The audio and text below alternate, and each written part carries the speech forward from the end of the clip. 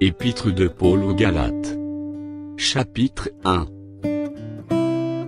Paul, apôtre, non de la part des hommes, ni par un homme, mais par Jésus-Christ et Dieu le Père, qui l'a ressuscité des morts, et tous les frères qui sont avec moi, aux églises de la Galatie.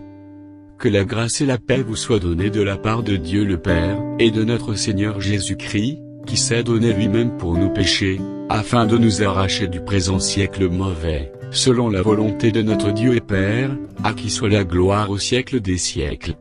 Amen. Je m'étonne que vous vous détourniez si promptement de celui qui vous a appelé par la grâce de Christ, pour passer à un autre évangile. Non pas qu'il y ait un autre évangile, mais il y a des gens qui vous troublent, et qui veulent renverser l'évangile de Christ. Mais, quand nous-mêmes, quand un ange du ciel annoncerait un autre évangile, que celui que nous vous avons prêché, qu'il soit anathème.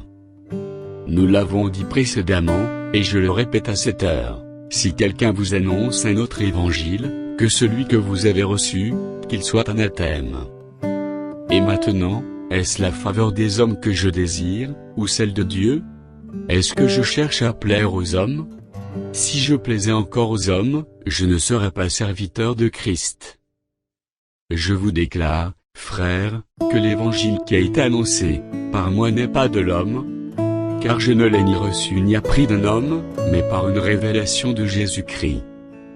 Vous avez su, en effet, quelle était autrefois mes conduites dans le judaïsme, comment je persécutais à outrance et ravageais l'Église de Dieu, et comment j'étais plus avancé dans le judaïsme que beaucoup de ceux de mon âge et de mes nations, étant animés d'un zèle excessif pour les traditions de mes pères.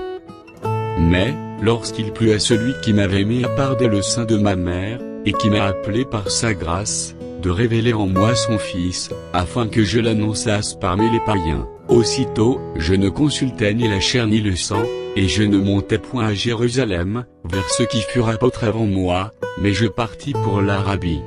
Puis je revins encore à Damas.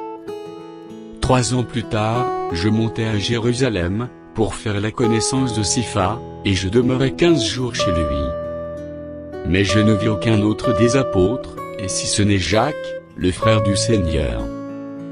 Dans ce que je vous écris, voici, devant Dieu, je ne mens point. J'allai ensuite dans les contrées de la Syrie et de la Cilicie.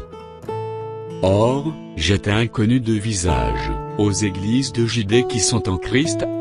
Seulement, elles avaient entendu dire, celui qui autrefois nous persécutait annonce maintenant la foi, qu'il s'efforçait alors de détruire. Et elles glorifiaient Dieu à mon sujet.